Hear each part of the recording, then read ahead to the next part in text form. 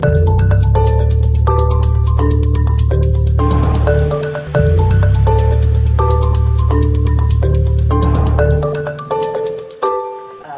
and gentlemen, we're going to get started, and I'm going to start by asking Amy to talk momentarily about what she's been doing. Where did she get that inspiration to take on the leadership roles that she's taken on?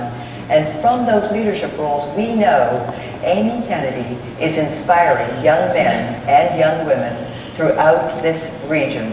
And we're going to see great things happen because of her leadership. Amy, tell us, what inspired you? Sure, thank you. When I think back on my career, I started as a teacher, lives of kids.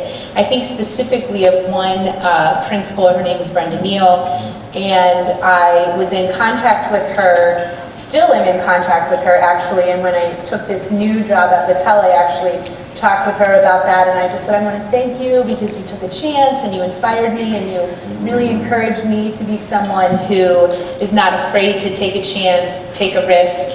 And I also, just briefly, when I became a principal, so many times I would think, okay, what would Brenda do in this situation if she were here? And I always followed her footsteps, and it always led me to the right answer. So would you consider her a mentor?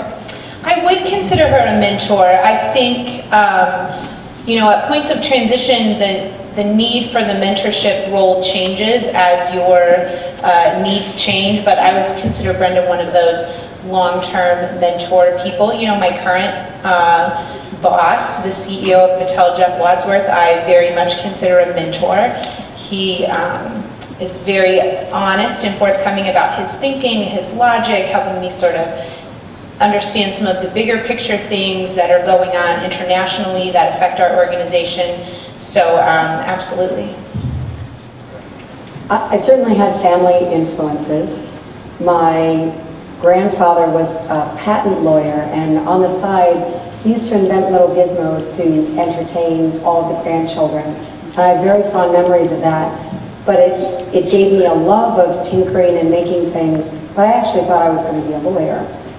I also had a real love of science because my mother was a chemistry major in college. In fact, she had a full scholarship to go to college and study chemistry. And when she, later on in college, became pregnant with my oldest brother, she lost her full scholarship. They didn't kick her out of school, but she did lose her full scholarship, and so she did have to drop out of school. And I tell you, growing up with a mother who has had that experience, that's a very formative thing. And it's something that inspired me and really kept pushing me over the years to say, you know what, I have a lot of opportunities that my mother didn't have. And this is an important thing to me. I have a love of science, and there are ways that I could actually go in and really make a difference in that. That's great. And so you got into those careers and then have the added boost of that Noyce Fellowship that was mentioned in the introductions. Tell us about that. Sure. So Ann Bowers is a tremendous person who was the first HR director at Intel. And as Barbara and I were talking earlier, really when you think about a lot of the characteristics that form Intel and the culture there, a lot of those grew out of her leadership as the director of HR there. She's become more and more involved over the years in STEM education and has taken a particular interest in informal STEM education, right? That sort of infrastructure that exists around schools that make up the rest of lifelong learning. And Anne had the experience of actually trying to hire a CEO for a terrific science center in San Jose as chair of the board there. And she really had trouble finding someone who really knew the field of science centers or informal STEM education. And out of that frustration grew a commitment to developing stronger leadership in informal STEM education. So I was in the third cohort of the Noyce Fellowship program. And out of 18 of us, 15 of us are now CEOs in informal STEM education, both science centers and in other kinds of educational organizations. And it really, for someone like me who came up in the science center field, really was the kind of support that said, look, you understand finances and spreadsheet, but here's what it means to do finances at an organizational level, right? Here's what it is to manage up and really manage a board and what that looks like. It was an extraordinary opportunity and continues now. There's an alumni program that's continued to make a real difference in the leadership I'm able to provide at my organization. Every time that culture really matters. Ann Bowers at Intel Corporation was the one who realized that a lot of the superstars work hard, and the people that are real innovators and the people who really are the magnets that make great industry happen. She realized that often those people, after about 6 years, they start to bore with what they're doing unless you really keep them interested and inspired. So she figured out that at the end of 6 years, how do you keep people interested in staying around? The cost of turnover is huge in a business. How do you keep people connected? So she established a basic core element of the Intel philosophy, which is that at the conclusion of your 7th year of employment with the Intel Corporation, you get a sabbatical, something with which academics are familiar, but in the corporate world that had not been a topic of familiarity. But a sabbatical at the end of 7 years, which is a 2-month sabbatical, if you add that to your vacation, it's 3 months during which you can do whatever you want to do. It's not pursuing the academic study that you normally pursue. It is do whatever it is that's life enriching. They found that not only keeps the employee connected and inspired, it means that the employer has to make sure no one is inexpendable. Everyone, you need to have a prepared spot. So how do you fill in if someone leaves, or if someone is sick, or someone gets run over by the proverbial bus? You have somebody who has been trained to do that job. So number one, the employee is inspired to stay around. Number two, you have someone who learns that job, and you have backfill, or at least some alternative. Number three, the families have so much fun during that sabbatical period that they won't let their family member retire from Intel Corporation. It keeps the family on the side of the employer to stay involved. It was an innovative solution, maybe a bit of inspiration. It is now a big part of the culture, and people love working for Intel Corporation because of this inspiration that Ann Bowers came up with, applying thoughtful human psychology to how you keep costs down and inspiration up. I think was an Ann Bowers kind of story.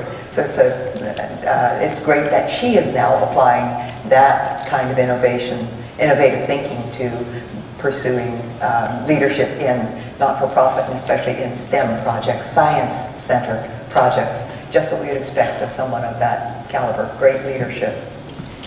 When we think about STEM and learning, we see that the United States, up to grade 4, the students in the United States in STEM issues are doing just as well as they are. They compete well with the other OECD students. But by 8th grade, they start to fall behind, and by high school, they are low in the OECD, the Organization for Economic Development and Cooperation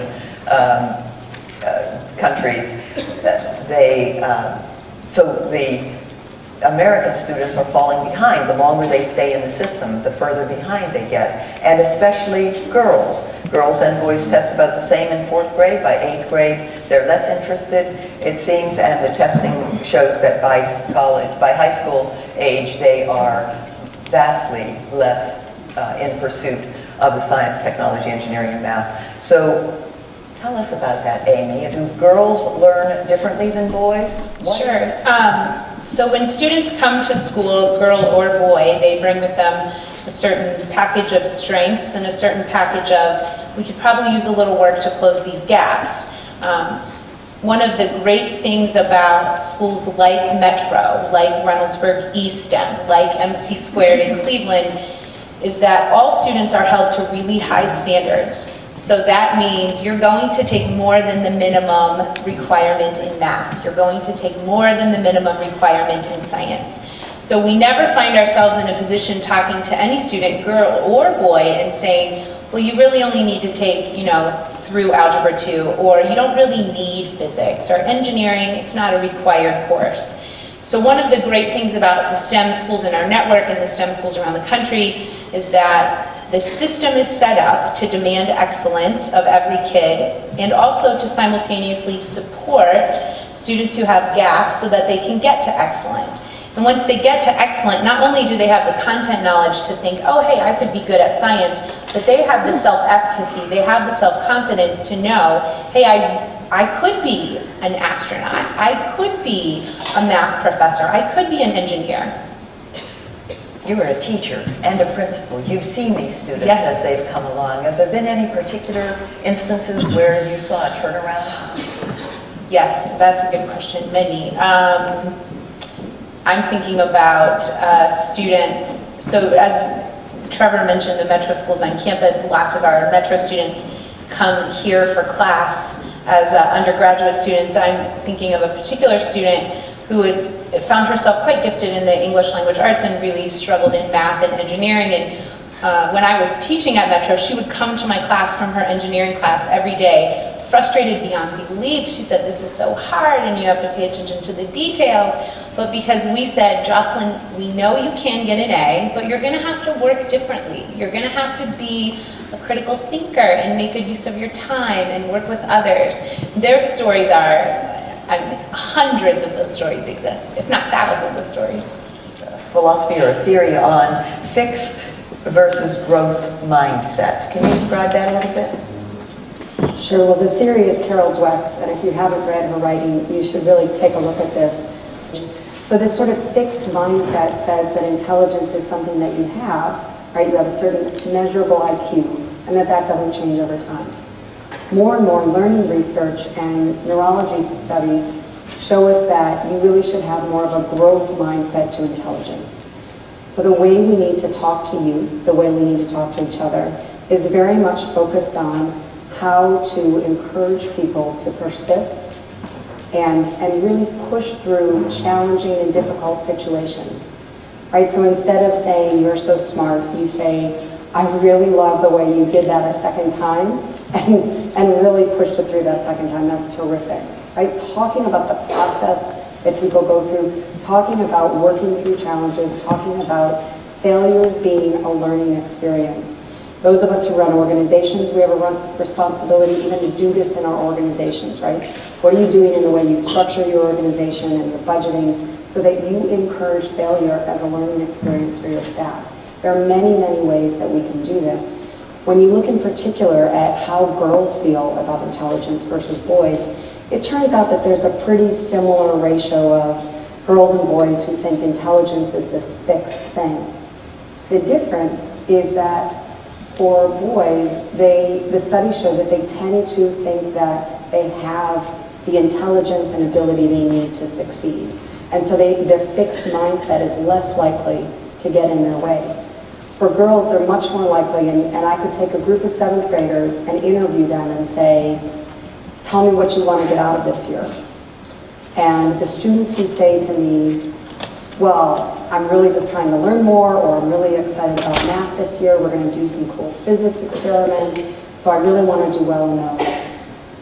The students who talk about that learning for the sake of learning, those are the ones who are going to show more improvement over the year than the student who says, oh, I really want to get an A. So the more and more as a society we move away from that fixed mindset, the more our students are going to succeed across genders. So girls and boys are doing these kinds of things. Sally Ride, I work with quite a bit, and you here would have had a privilege of working with Catherine Sullivan quite a bit. Now she's providing a leadership at NOAA. She and Sally were partners in that first leadership for women in space. Katie Coleman I first met when she was in Dayton at the Wright-Patterson Air Force Base, and she was the best. She was better than any other human being at pulling G-forces in a centrifuge, where generally blood drains from your head when you're in a centrifuge. You're going around centrifugal force, so the G-forces end up you end up first losing your peripheral vision, and then eventually, if you continue and pull more forces, G-forces, you black out. Katie Coleman, now astronaut, 3-time space station inhabitant, was from here in Ohio and was providing great leadership in that way. A chemist from MIT, Ph.D. that went on into the space program. I think Ohio has been a place where some real leadership has come from, and I think Michaela's spatula may be just the beginning of what we're going to see for a future inventor and designer here on this floor and maybe in this meeting. Michaela, are you here? She may still be outside checking out that ketchup bottle. So when we think about innovative boys and girls, can you identify any of those kinds of things that have been especially effective at the Metro School? It's okay to try something even if it's not exactly the model that you saw in class or that you saw on the internet, because you have more than one chance. You have more than one opportunity to make that happen. It's the design process. That's how life really works. The outcome doesn't change. You just have to think of a different way to get to it. Great. And then when they do, what's the payoff? When they do, the payoff for students is multifold. For students in their self-esteem and their self-efficacy and their ability to show and defend their work, certainly the notion that we can be good at science, our work is worthy, experts from the field have found value in our work, that's one payoff. The beauty of the Metro model, in my perception, is that students, once they've mastered their basic coursework, so once they've earned A's in those courses, they can move on and do internship experiences and take classes here at The Ohio State University. So the pathways are multi and varied, and they never really stop. There's no ceiling on how far you can go in math, unless you max out the math courses here at the university.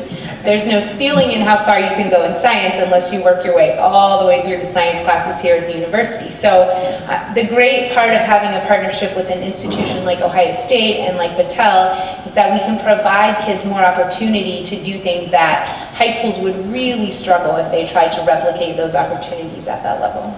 Great. Absolutely. So when a National Research Council committee got together to say, what does learning in informal STEM organizations look like?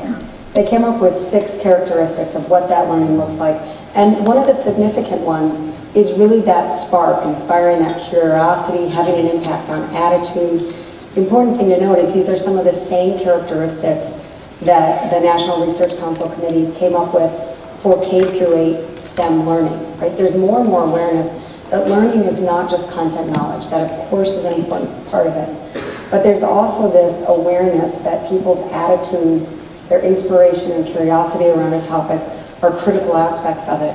And when I go around and talk to corporations, right, I'm based in Cleveland, when you talk about reinventing a manufacturing workforce, for example, that's a huge conversation for my community. I go to those corporate leaders and I say, you need to be more aware of the role that science centers can play in your future workforce. There have been some terrific studies. Robert Tye's research is an excellent example of this. And he looks at massive longitudinal data sets. And it includes many different factors. He considers things like the ranking of the university you went to, how many AP classes you took in high school. He looks at what the career of your parents were. He looks at whether or not you got access to algebra at 8th grade. And the thing he finds that is most predictive of whether or not you're actually going to successfully enter into a STEM career, right? Because for girls, we see that the problem is not so much getting girls into the STEM pipeline, it's keeping them from leaking out of the pipeline, right? This is the big issue for us. Well, what Robert Tye's research shows is that the most predictive factor is whether or not around grade 6 or 7 that the student actually said, you know, I'm interested in going into this STEM career. And that's more predictive than any of the other factors. I was introducing astronaut Stephanie Wilson for our Girls Go Science event this weekend at the Great Lakes Science Center. And I told that story as I was introducing her, and she got up to the podium and she said, you know what? I did have that experience. When I was in 7th grade, the assignment was to interview someone we admired. and someone that were interested in their career. And I went and I interviewed this astronomy professor at the local university. And I was so fascinated. She said at that point she really hadn't been inspired or passionate around that kind of STEM career, even though her parents came from that kind of expertise. And she really points to that as a critical moment. So it's about owning that moment, it's about being a role model for students of that age, and it's about recognizing the importance of that inspiration. We really can't undersell how critical that is in the STEM pipeline. That's great. So the critical age? Or it's around 6th and 7th grade. And can you, if you miss that, can you get back on board? Well, certainly there are always exceptions to the rule. 40, 50, 60 years old, is that?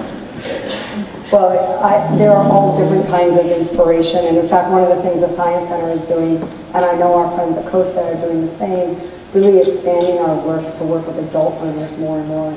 This is an increasingly complex scientific world, and when we walk into the voting booth, and when we make decisions about whether or not we're going to buy those nano pants, we can pour the wine on them, it comes right up. Are you informed when you make that decision? Right? None of us studied that in school, so how do we get that information? There's a lot for us to do. I had this idea that if we could just get kids at middle school, it would really make a difference not only for the kids, but also for other schools that we're working with and schools that come to visit. And I believe that middle school is the point in a student's career where not only are they learning academic content, that's important, it's a fundamental, it's a basic, but it's where kids start to develop their identities of who they are as students. And so many times they are getting signals like, you're not the smart one, you're not good at science, reading is hard for you, math is a struggle. Those messages are so detrimental to students, and it's really unfortunate when they're getting those messages at such a young age, and that is not true. And what we know is that with the right kind of educational environment, any kid can take pre-calculus, calculus, any kid can take physics and get A's in those classes if the system is set up appropriately. So we have reached that point where we're going to turn to you for any questions or comments that you might have on this important topic, whether STEM specific or talking about inspiration or innovation in your lives or in ours, or just how we work I, like together. many in this room, would like to see the A for arts added into the acronym of STEM.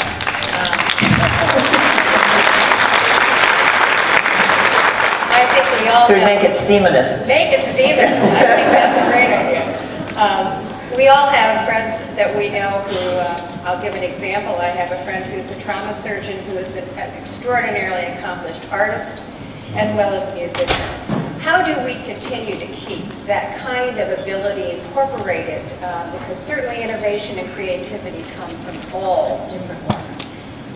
Great question, and I think an important question as we work our way through the lost years of STEM. We need to be especially attentive to the fact that we're seeing that math, for instance, is a good connector with music, but people who have studied music have a higher propensity for doing well in math because they've figured out some of the repetition or the formulaic processes that might be there. But the creative side is what seems to be very important to us when it comes to solving some of the significant problems. So it may be that you'd have a perspective on that, Kirsten. I'm sure Amy and I both do. I know at the Great Lakes Science Center, one of the things we're doing, and it's across a lot of informal STEM organizations, is really recognizing the maker movement. Are folks familiar with the maker movement? Make Magazine? There we go. So this is an effort it kind of takes the do-it-yourself culture and really pulls back, for those of us who grew up where every house had a little workbench in the basement, right? Especially even for kids to hammer around and mess around a bit. Making circuitry was something you did, not with these, they're very nice, the snap circuit kits now, but actually with real wires and circuitry. It pushes back to that, and it's everything from taking an old record turntable and turning it into an automatic cat feeder, to taking PVC pipe and making your own little motor pipe from it. There's a real ownership over creating solutions for fun, creative things you want in your life. So certainly at our Science Center, we're using that as one of the ways to harness this STEAM movement and really say there's a great deal of power behind pulling in that creativity, and frankly, it's a very short bridge over into design and engineering from that sort of work. So we're very excited about it. Great. Yeah, we at Battelle, across the STEM network, across the multi-state network, would love to debunk the idea that arts has no place in a STEM school. In fact, we believe arts is one of the great connectors that brings together multidisciplinary work. And for us, STEM education is not just about siloed science and computers and math, but it's really about having students work in the real world, work across contents, work with community partners, and the arts have an absolutely important role in that. To steal from my friends in North Carolina, they have a STEM network, and they say that STEM stands for strategies that engage minds. And that is really the kind of work that we want to see schools doing. Great. We'll come here. Yes, I'm Dr. Christine Sheridan, and my students are here from the Psychology of Creativity class. I wanted to comment on the deficit model. I think there's too much emphasis on girls aren't good enough and not enough on women are the same as men, and this is for all men and women. So I just wanted to see if you'd like to comment on some of that about gender equality versus that deficit. In the field of aviation, I think that women are equally capable, and as Katie Coleman is some evidence, the best in the world can be a woman at the kinds of things, and it's all very individual. So I think that your point is a very good one. Further to that? And neurophysiology is showing us more and more that there's not a biological basis to the ability to achieve, right? And it goes hand in hand with that growth mindset that I talked about. So the more we get the public attuned to talking in that sort of language and being aware that the way we compliment young girls, the way we talk to young boys can set up a deficit model of expectation. And I would like you to speak to failure, because I think we need to reframe how we think about failure as stepping stones to success. If Edison was given a research grant today, Thomas Edison, he'd probably last about 2 weeks because he'd never get a chance to fail 900 times. That, and also emotional intelligence and how important it is in this world today, is much more predictive sometimes than IQ, EQ. The value of failure, the value of persistence and grit, I think those are some buzzwords rolling around the world of education right now. One of the really interesting things that we've seen at some innovative schools is a mastery assessment system that says you're not done until you get an A. You can have a work in progress until you get an A. Many times the difference between a B or an A or a C or an A is really a persistence issue, an attention to detail issue, that sort of thing. The other briefly answer to that question is that schools have a greater job than just teaching content, and there is a certain skill set that is required to be a proficient, productive college student, career, entry-level person, and those are things like collaborating with others, communicating, being a critical thinker, being a responsible decision maker. And we've seen really schools that adopt both an academic piece and a sort of social skill piece are really doing the work that creates those students who have the confidence and the knowledge and the know-how to be successful. I would only add that in some ways your two questions answer themselves, right? I mean, the whole point is when you start pushing more on what it looks like to support persistence and create a culture or a community or a learning situation in which failure is encouraged and turned into an opportunity, the more you start to look at these things like persistence and grit and things that are outside of the typical measure of what it is to succeed. And so those two together make for a really successful shift in our working environment. My advice to young women or young men would be just get out and do things and try things. Get out and learn as much as possible, especially as early as possible. The sooner you learn to scuba dive, or to fly an airplane, or to be a photographer, or to know a language, or to try your hand at diverse arts. The sooner you try those things, the sooner you have experimented with various things that enrich your life. And some of them you will determine early on that they aren't going to be a permanent part of your life, but others of them are going to be a permanent part of your life, and it's much better to discover that sooner rather than later in life. But if it is later in life, keep on exploring, keep experimenting with things, keep trying new things, going new places, seeing new things, meeting new people, trying new topics. And I think that that's what enriches and propels a life is the diversity of things. So I would encourage that we not eliminate things, and failing shouldn't be the challenges. Maybe setting too harsh a goal to say that within a certain parameter we've got to have done these things. Get out and try things, and some of them you'll be good at something, but try lots of things. And actually, you have mostly addressed what I was about to ask. But what's so important we've found is the willingness to take a risk.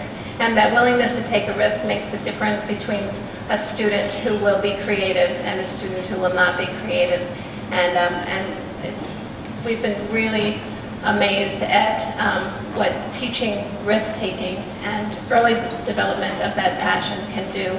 So thank you. Don't be foolish, but get out and do things. So it's a risk. You could let your life go by watching television and letting vicariously someone on a screen decide what life is going to be. Or you don't want to go to an extreme, but I think that's an extreme. Letting someone else live your life for you, or just not having your life. But the real life is getting out and experiencing things, and going and seeing new things, and trying new things, and be there to play. We're here to play in life. And, it's so inspiring to hear all three of you. And, I'm familiar with the Metro School, and I'm familiar with the Science Center. And I was at COSI just the other day with my grandchildren.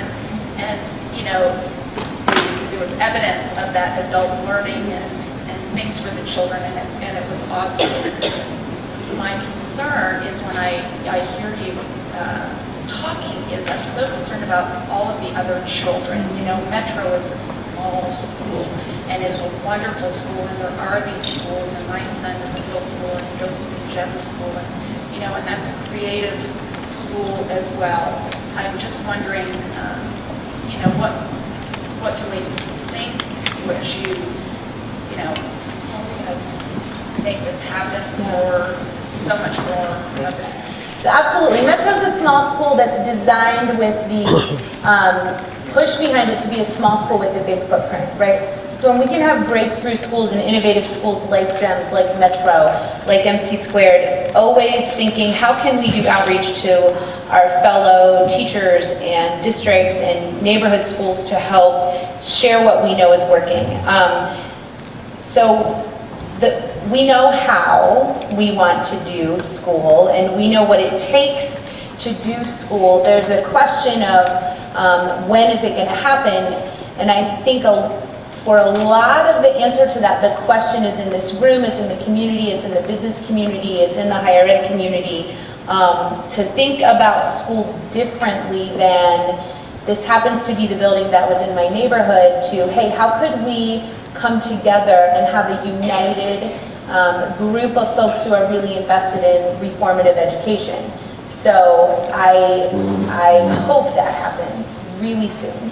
It's just that there are some schools that are really, really focusing on a category or another, but we need to demand of all of our schools that we ratchet it up a notch, and maybe one notch won't do it, but we need to be producing higher expectations, and frankly, it's the adults that are failing. It's not the kids. It's the adults that are failing here, and we're the adults, so we need to be placing higher expectations, having higher demands. Students rise to what is expected of them. It's really an interesting thing. The students are not the problem. It's what we're giving them. And so having pockets of excellence The only problem with that is that we need more than pockets. We need excellence across the board. Is that we lack a real perspective on investing in 0 to 5-year-olds in this country. And the better we get about that, the more informed we will be, right? I used to live in a state where the number of prison beds needed, the forecast was based on the literacy rates of third graders in my state. That is a cradle to prison pipeline, if you want to talk about pipelines.